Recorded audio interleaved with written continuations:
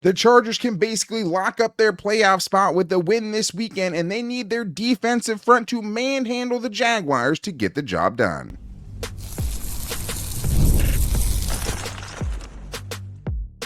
You are Locked On Chargers, your daily podcast on the Los Angeles Chargers. Part of the Locked On Podcast Network, your team every day. What is up, and welcome into the Locked On Chargers podcast. I'm your host, Daniel Wade, joined as always by my co-host, David Droegemeier, and we've been covering the Chargers now for 10 seasons, but this is our 8th year as a host of the Locked On Chargers podcast, bringing you your team every day as part of the #1 sports podcast network. But thank you to all the everydayers for making us your first listen. To make sure that you never miss the show, go subscribe or follow for free on the Locked On Chargers YouTube channel and listen wherever you get your podcasts from. David, what do we got today? Daniel, for the Jaguars to have success offensively, they have to run the ball. And so that means the Chargers have to sell out to take that away and force Trevor Lawrence to have to use that arm to beat them. And Justin Herbert has a fantastic matchup against this pass defense, and it looks like he could absolutely shred them. And will we see Trevor Penning start at left tackle? We will get into all of that, plus our bold and game predictions. And today's episode is brought to you by Game Time. Download the Game Time app, create an account, and use the code LOCKEDONNFL for $20 off your first purchase. David, this is a huge game. Another team in the AFC that's probably going to be fighting for a wild card spot, and the Chargers basically have a chance to put them out of their misery, or at least make sure they will not be able to catch up to them with a win over them this weekend. And when you were watching the games, I mean, something that really stood out to both of us, but the one thing you kept coming back to me with is they have to stop the run. If the Chargers front can handle it, and obviously that's been an issue at times, if the Chargers defensive front can be physical and handle what the Jaguars are trying to throw at them in the running game, the Chargers will be able to get the job done. Yes, they absolutely will. I think you look at the Jaguars and how they've won all year. Starting in week 1, they ran for 200 yards and they won that game. They ran for 150 yards against the 49ers and won that game. Over 100 in a win against the Chiefs. Over 150 against the Raiders. And that's 4 out of their 5 wins. When they run for over 100 yards, that's how they've got the majority of their victories. So it is imperative that the Chargers make sure that they continue to stay stingy on the ground, stop the run, continue to control those edges, be physical, and match that energy, because they're going to want to run the ball. They're going to want to assert themselves and mix things up. If you take that away, then you're going to set up a quarterback that tends to make mistakes. And I think for the Chargers, especially when you're going up against something you brought up yesterday, right, against Liam Cohen, who had a team that ran for 200 plus yards against this Chargers defense last year when he was with the Bucs. Obviously different personnel, but Travis Etienne is one of those guys, one of the holdovers from that bad playoff game against the Chargers, and he had the 4th and 1 that basically sealed the deal against you, and they couldn't handle him in that game. They have to handle him in this game, and I think it is really about him specifically, because the Jaguars' last 3 losses, Etienne has been held to less than 60 yards, and so far this season, he's averaging 50 yards per game in games that they lose, and 91.4 yards per game in games that they win. Now, you compare that against the Chargers, who have allowed 88 yards or less in 3 straight matchups. It feels like this is where this game can be won, right? Yeah. Stop them in the running game and make Trevor Lawrence beat you. And I do think that if you can do that, if you can get them behind the sticks, if you can get them out of their game plan, that's what gets someone like Liam Cohen, who is an offensive guru type of guy, out of what, they want to do, which is keep you off balance, stay in manageable situations, keep everything on the table from a run-pass standpoint. If you can get them out of it, Trevor Lawrence is very hit or miss. He's a very volatile player, and I think that that's the other thing the Chargers have to do in this game is absolutely batter Trevor Lawrence, who will hold on to the ball and take some sacks, but he has been just getting punished over the last few games. I mean, they've allowed 20 sacks over the last 4 games, 19 of those in 3 losses. That means their last 3 losses, they're allowing Trevor Lawrence to get sacked over 6 times per game. That's insane, and the Chargers have a pass rush that's been really good as well. I mean, the Chargers have 12 sacks during this 3-game winning streak, which means they're averaging 4 sacks per game. All over the place. I mean, last week it was 4 separate linemen on the Jaguars who allowed 4 or more pressure. The Chargers will have their chances up front. They have to take advantage of it, because Trevor Lawrence can get you. I think part of this is being able to collapse the pocket, not let him scramble either, because he's kind of a volatile scrambler, and he's been scrambling a lot more the last few weeks. If you can do that, which the Chargers, with their full complement of edge rushers, with everybody healthy, they should be absolutely able to do that. And if they are, I just don't think Trevor Lawrence can beat them. Yeah, and when they are looking to pin their ears back and attack this offensive line, it's very easy to see who the target should be. You look no further than left tackle Walker Little. He's given up 36 pressures and 8 sacks in 9 games.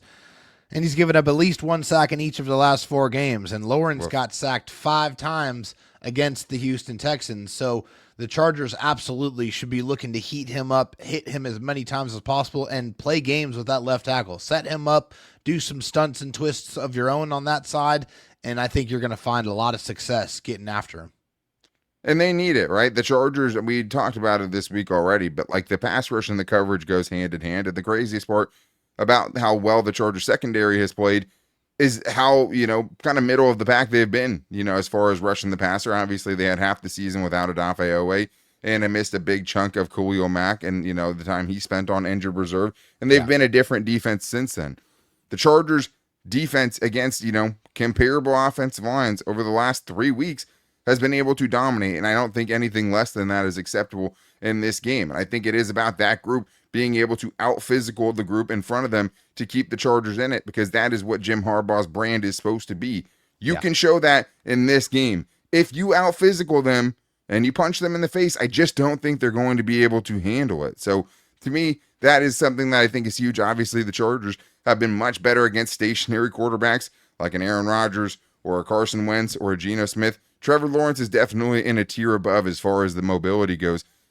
But he will take some sacks. He will hold on to the football, and he will kind of make some boneheaded plays if he is under pressure and has to kind of create on his own. But the next one I go to here, David, is take advantage of the Jaguars' penalties and drops. The Jaguars lead the NFL in penalties this year, averaging 9.2 per game and averaging over 10 per game over their last 3 games. Sheesh. We saw a stretch of the Chargers doing that as well. But they have committed 53 offensive penalties in 9 games. You cannot let them off the hook in those situations. It's something that popped up to me when I was watching that Texans game last week and wondering, how did Davis Mills erase a 17-0 comeback against the Jaguars? And man, the Jaguars offense just kept shooting itself in the foot. And then you also combine that with the Jaguars leading the NFL in drops this year with 25. Brian Thomas Jr. second in the NFL with 7 drops. They have 2 other guys that have at least 4 drops. You have to be able to take advantage, because if they're going to give you those freebies, you have to be able to get off the field. No question. And obviously a great way to get off the field is winning the turnover battle. Trevor Lawrence has thrown a pick in consecutive games and has 6 turnover-worthy plays in the last 2 games. He also fumbled twice against Houston and lost one of them, and that turned into a touchdown that effectively ended that football game. So the Chargers need to look for those opportunities. Trevor Lawrence has consistently shown that he will put the ball in harm's way, and also he's a little bit loose with ball security, so the Chargers should be looking to knock that football out, should be looking to get their hands on it and capitalize on those mistakes. Just as much as you have to capitalize on those penalties that you're going to get and make those hurt, you got to get these turnovers and make those hurt and turn those into touchdowns. Absolutely. I mean, that it really is what it's going to come down to. I mean, the Chargers defense, when they've been able to take the football away, they've been really good. And I think there was just quite a stretch in the middle of this season where I felt like they just could not get the ball away from the other team. So I think with the pass rush being better, you'll see a little bit more of that. Does concern me a little bit that Elijah Molden popped up on the injury report on Thursday and didn't practice.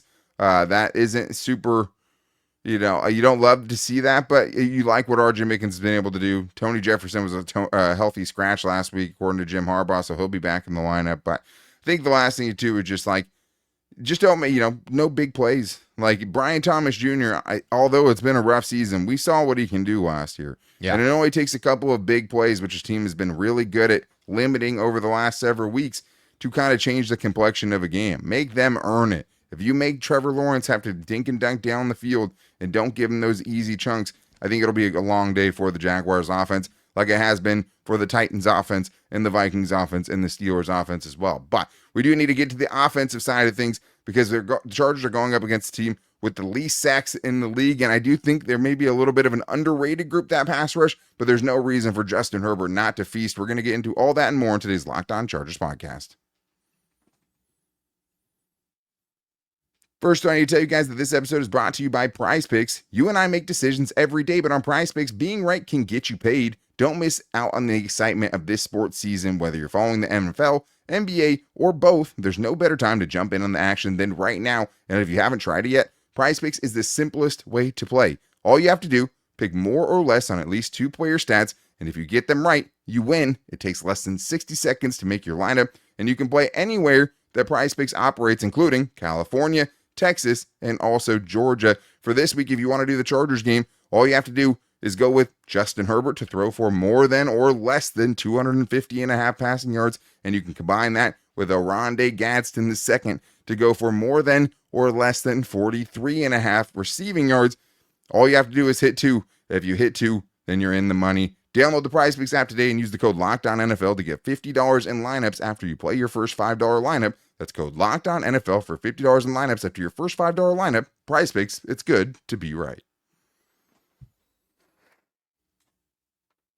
David, let's get into our offensive keys here. Switch things up a little bit today, obviously. But thank you guys for always checking out the show and helping us get to 2 million YouTube views this season, which is just something that's insane because we've about more than half of our Locked On tenure wasn't even on YouTube, or just about half. So that's pretty crazy. We appreciate you guys helping us make the entire network the #1 sports podcast network. But let's get the offensive keys here, David. And I think it always starts with the commander-in-chief and Justin Herbert. But you don't often get to say that this is a game where he might not get put on the ground, 15 times. But that is something that is on the table for this one. At least recently, the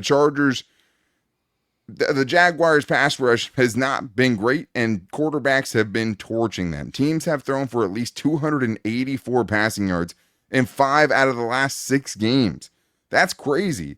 The Chargers should be able to have some chances to take some more shots down the field potentially in this game than maybe just the quick passing game that we've seen.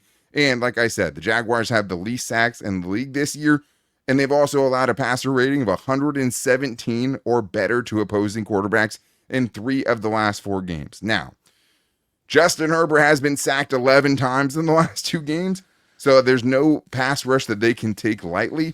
But I would say that, hey, this is a game where Justin Herbert, when you're looking at the rushing matchup as opposed to the passing game, Justin Herbert has the best matchup in this game, and he has to be able to feast on it. Yeah, I mean, in the previous game against the Steelers, he had to use the machine gun. He had to get the ball out of his hand quickly and get it out to a receiver and let them work. In this game, he might be able to use the bazooka. He might be able to use the rocket launcher and be able to set it up a little bit more because, yeah, they have given up a ton of passing yards this season. Mahomes 318, Brock Purdy 309, Sam Darnold 292, Stafford threw for 5 touchdowns against them, Geno threw for 4. So yeah, it's air raid. I mean, go ahead and open up the passing game. This is the 28th ranked pass defense in the league. The Chargers absolutely should be looking to exploit that. And when they do that, definitely use the tight ends, Daniel. This is a big matchup for the tight ends for the Chargers. The Jaguars have allowed 39 receptions for 467 yards and 7 touchdowns to tight ends in their last 6 games. So, hello, Oronde Gadsden II. He absolutely should be heavily involved in the game plan. And I know after the last game, I'm sure it left a little bit of a bad taste in his mouth, not being as productive as he has been the last 3 or 4 games before that, and also leaving with an injury that he's going to want to come back and really reestablish himself as one of the best tight ends in the league, which so far he absolutely is, as he's 7th in the league in receiving yards for tight ends.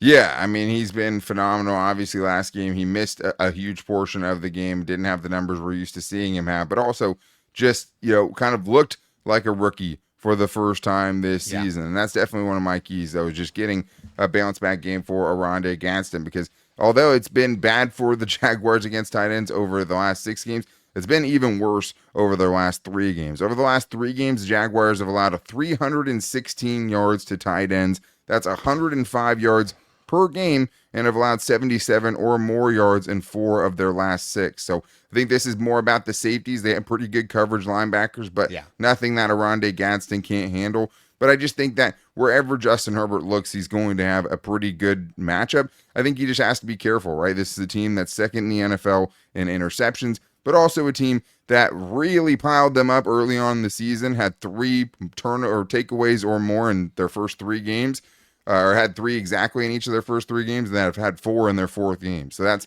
13 they had in the first 4 games. They've only had 5 since then. So Yeah. it's trailed off, but Justin Herbert has to take care of the ball no matter who he's looking towards. And even the wide receivers, I mean, when you're looking at Travis Hunter being out for the year, Jordan Lewis, who's one of their best corners, hasn't practiced at all this week. Greg Newsome, who they traded for, hasn't just been good, which sucks for them, obviously. Where else would you want to go as far as your offensive keys for success? Yeah, I don't want to see them abandon the quick passing game. I know it might not be as prevalent against the Jaguars, but it was something that was working. I mean, those quick passes, you get in the hands of Quentin Johnston, it's 5 to 15 yards, seems like every single time when they're able to get that out there. And I want to see more of that. I mean, they're great drive starters and they're great drive extenders. And they could be an extension of the running game, which, as porous as the Jaguars' pass defense is, they're pretty solid against the run. So it is more of the strength of their football team. So I want to see them continue to use that quick passing game because it helps you stay on the field and it also protects your quarterback by getting the ball out of his hands quickly. And for Justin Herbert, who has gotten hit pretty much more than anybody in the league, getting the ball out of his hands quickly is not a bad idea. Well, especially because they probably traded their best tackling corner in Tyson Campbell when they made that trade for Greg Newsome, who is the worst graded tackler on their entire team. So I think it's definitely smart to test the edges, especially if you cannot get the running game going, because I think you have to run to protect Justin Herbert. Yeah. I think you have to run to keep the play action in play. And I think Kamani Vidal has shown that he has the ability to at least be able to not take big losses, to churn out the yards that he has to when he has to keep them at least ahead of the sticks enough. You definitely don't want to be behind the sticks, but I do think that short passing game has to be there, right? Because another part of that is, even though they have the least sacks in the league, I think that has maybe led Chargers fans to underrate what the Jaguars have from a pass rush perspective. And I just noticed it when I was watching the games because I knew they had the least sacks in the league before I watched the games. But when you watch it, it's not like they're not getting pressure. And even more than that, this is a team who's actually above average at getting pressure. And my last key here, don't let Arik Armstead and Josh Hines Allen beat you. And it could be as simple as that because those 2 guys are the driving force of the pass rush. Even though if they don't have the sacks, pressure leads to worse quarterback play for any quarterback. That doesn't, just because they're not sacking Justin Herbert doesn't mean they can't derail an offensive game plan by getting pressure and getting into his face. The other thing about pressure in your face leads to a lot of batted passes, which is why Justin Herbert has so many of them this year, because defensive ends and tackles are standing a yard and a half in front of his face and jumping up. Those 2 guys have combined for 75 pressures so far in 9 games. That is 41.5% of the team's total pressures. If you can focus your attention there, I don't expect these Chargers offensive linemen to always win these one-on-one matchups. But when you have a team like this where it is so kind of heavily concentrated on 2 guys being the main guys that are going to wreck you if they are going to, that's where you have to be able to focus on, right? On the interior, if you're sending the center one way or the other, send him to Arik Armstead to help out the guard who Arik Armstead's on his side, right? If you're talking about your tackles and you can only chip for one side of them, find Josh Hines Allen and make Trayvon Walker beat you. And Trayvon Walker's been pretty good, but I don't want Josh Hines Allen to beat me if I'm the Chargers. I don't want it to be Arik Armstead. Both of those guys are 6th at their respective positions as far as pressures at that spot. So as much as the no sacks is encouraging, David, I don't think that should lead us to underestimate the pressure and the Chargers still needing to take care of business in that regard. Yeah, I mean, sacks are not, obviously that's the sexy stat number, but that's not the end all be all as far as how pressure affects a quarterback, right? There's a lot of different ways that it can do that. You speed him up, make him throw high, make him throw before he's ready. I mean, there's a ton of different ways that the pressure can affect the quarterback. So the Chargers, knowing that those are the 2 guys that you have to neutralize, have to make sure that their protection plan has all the answers for what they're trying to throw at you. Eliminate those 2 guys, and Justin Herbert should have a comfortable day. and they try to single him out and help him out with twists and stunts like that, which has obviously been a kryptonite for this Chargers offensive line. But I think at a certain point, it just becomes about risk mitigation. Like, you're going to have to take your one-on-one chances with some of these guys, but it's about how do you best help them. It's never going to be good. It's never going to be great. It might not even be really good. How do you get it okay, right? Like, how do you get, if you get an okay game out of your offensive line in this one, the Chargers will put up 35. Oh, yeah. Like, simple as that. Truly. Get it to okay, and you will take care of business in this game. But we still have more to get into. How bold of a prediction is it that Trevor Penning starts in this game? We have to get into our bold and game predictions on today's Locked On Chargers podcast. The NFL season is back, and honestly, there's nothing better than being in the stadium surrounded by fans cheering your team on. But let's be honest, getting tickets can be a hassle. Between queues, login screens, and prices jumping up at checkout, it's super frustrating, and that's why I use Game Time, the app that gives the advantage back to the fans. Game Time is fast, easy, and backed by the Game Time guarantee, meaning you'll always get 100% authentic tickets delivered on time and at the best price. Plus, all fees are included, so the price you see is the price you pay. I know we all have a moment where we thought we've gotten really good deals on tickets, and then you get to the checkout, and all of a sudden, you're paying, 25% more than you thought you were because of service fees, checkout fees, every kind of fee. Don't worry about those fees, because with Game Time, the price you see is the price that you're going to get. And if you're near the Jaguars game, you can get into that game for as low as $43, but I'm guessing most of you aren't, so that means you can get into the next Chargers game against the Raiders in the all-navies in a couple of weeks on November 30th.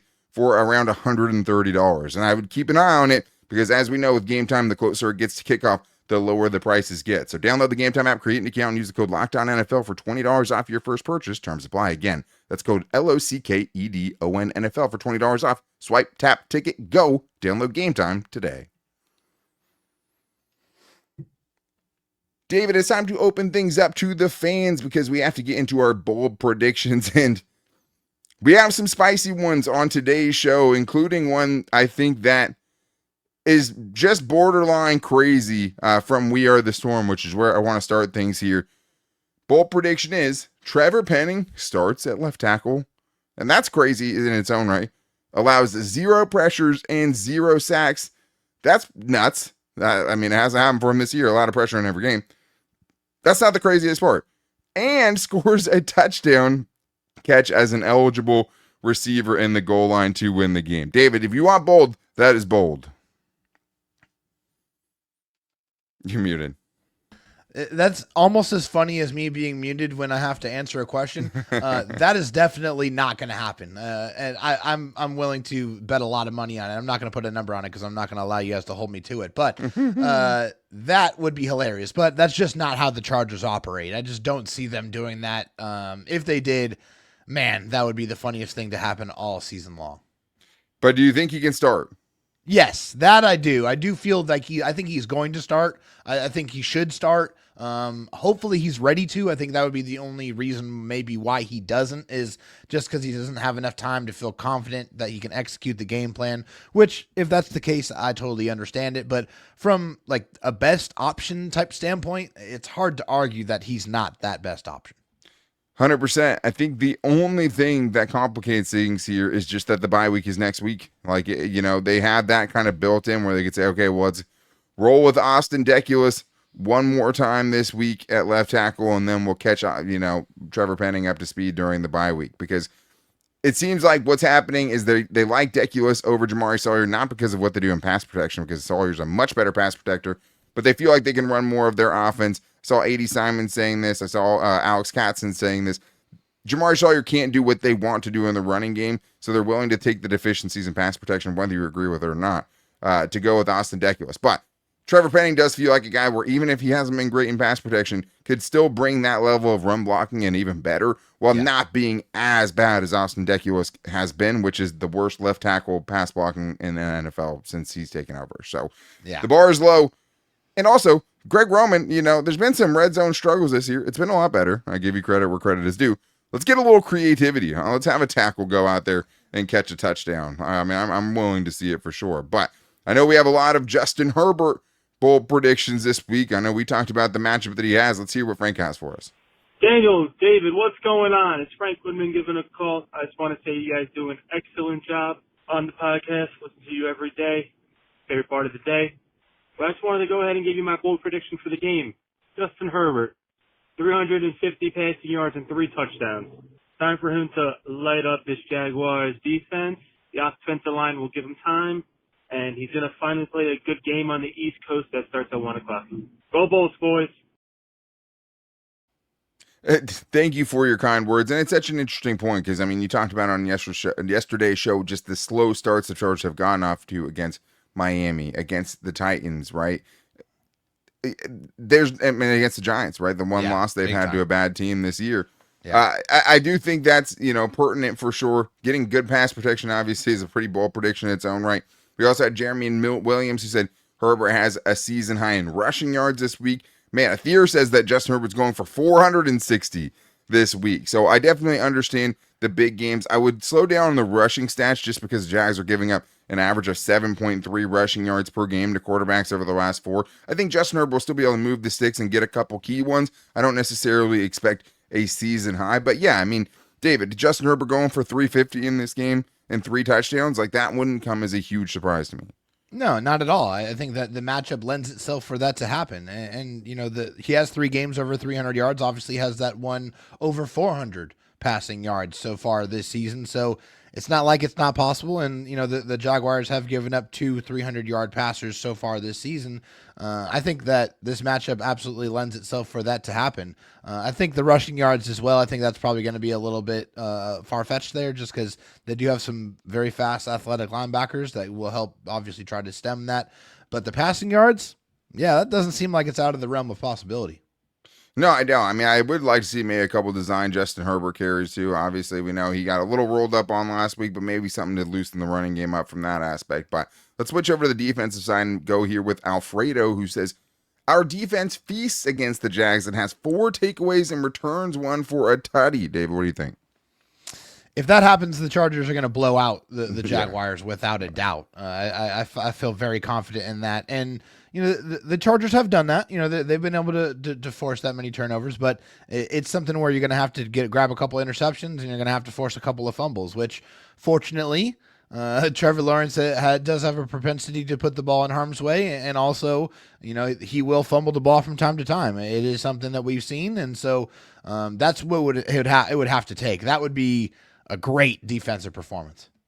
It would. And I mean, for all the flaws the Jaguars have had, they haven't been terrible at giving the ball away. I mean, Jacksonville is only averaging 1 giveaway per game, and they haven't given away the ball more than twice all season long. So getting 4 would be doubling the most they've given up all season. I would settle for 2 or even just 1 pick 6. And that leads to Kohani here. His bold prediction is Derwin pick 6. David, Derwin pick 6? Man, I would love to see it. But the crazy thing is in Derwin's illustrious career, he has 10 interceptions. He has not taken a single one back to the house at any point in his career. And obviously playing the safety position, it's a little bit more difficult to do that because you don't really find yourself in those positions where, like corners, where you can just jump her out and grab it and just basically walk to the end zone. Sure. Safeties don't really get that. They have to create and do a whole lot more. They got to basically turn into a running back in the open field and try to make people miss, and they got to set up the caravan. It's just a lot more that goes into it. I'd love to see it. Obviously, for Derwin, the only thing he really needs in his career is to rack up more interceptions. So, for me, the more the merrier. Yeah, that's crazy. He's never had one, but it is something that just doesn't happen a lot. We get those in the bold predictions every week, but Tarheeb still last year getting that pick 6 against the Falcons that basically won them that game. It was the first pick 6 they've gotten in the last several seasons. So it is really rare. I would like to see it though, because Derwin doesn't have an interception or a sack in the last 3 games. Maybe it's a multi-sack game for Derwin James. But let's get into our player bold predictions. David, who'd you go with this week? Yeah, I think this one's an easy one. I kind of hinted at it a little bit earlier, but it's Rondé Gadsden II coming back with an absolute vengeance. I think he's going to go off 8 catches, 140 yards, and 2 touchdowns.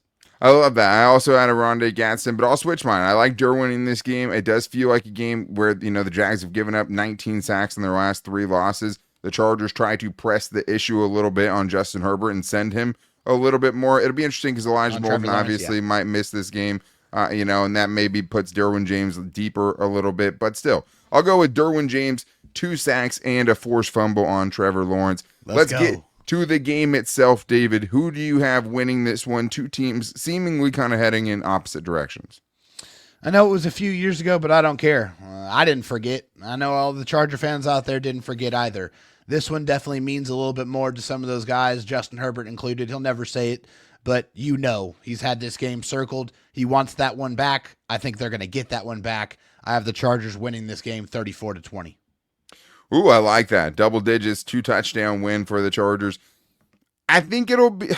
Man, it's tough because like this is a team in the Jaguars, obviously, that's been spiraling a little bit, but also took the Chiefs out, only a few weeks ago. So I don't think the Chargers should underestimate them. The East Coast trips are definitely hard, but I learned my lesson last week. I will be picking the Chargers to win this game. Maybe you guys should want me to honestly pick against the Chargers, considering it worked last week now. But I don't think there's any excuse for the Chargers to lose this game. Like I said, this is a team that blew a 17-point lead last week to Davis Mills and a Texans offense that hasn't even been good when C.J. Stroud's been throwing the football. Their only win out of their last 4 games was against the Raiders. The Raiders, that Raiders team. And it was by 1 point, and it was because the Raiders went for 2 at the end of the game, had a guy wide open, and the Jaguars batted the pass down at the line of scrimmage on a 2-point conversion. You can't afford to lose this team. And if you do win it, me and you were talking about it, like the playoff percentages are crazy. The Chargers playoff percentage goes up to about 91%, according to Aaron Schatz, and it's 56% if they lose. Whereas the Jaguars, if they lose, goes down to like 19% chance of them making the playoffs, and there's just pretty much no way they can catch the Chargers. So I do have the Chargers winning 27, Jaguars 23. I think Jaguars maybe cut it late, but don't really ever fully threaten the Chargers late in this game. But it's been a while since the Chargers have raised our heart rate, so I wouldn't be surprised if that happened this week. And the funny thing about the Raiders, David, is that the Chargers obviously had one of their most embarrassing games ever against the Raiders in that 63-21 game. All that's happened since then is the Chargers hired Jim Harbaugh, and they have not lost to the Raiders since. They're 3-0 against the Raiders in Jim Harbaugh's tenure as the Chargers head coach. I think they can put another big kind of, exercise another demon this weekend against the Jaguars and make it 4 straight wins and a really dominant spot as far as what they need to do down the stretch to go make the playoffs in back-to-back years for the first time since like 2010. So I think the Chargers will get it done, and I hope to see you guys after for the Locked On Chargers post-game show. Thank you, as always, for making us your first listen, and make sure you have your notifications set for Sunday afternoon when we go live to talk about this game. And you can also find the show every day on all of our social media, at Locked On LAC on Twitter, at Locked On Chargers on Instagram, and our Locked On Chargers Facebook page. If you guys want to call into the show like Frank did today, you can do that at 323-524-7924 and get your 30-second Chargers question, bold prediction, or buy or sell in. But also make sure you never miss the show by subscribing or following for free on the Locked On Chargers YouTube channel and listening wherever you get your podcast from. No excuses. Get the job done. Victory post-game show hopefully afterwards on Sunday. But until then, guys, take it easy and go Bolts.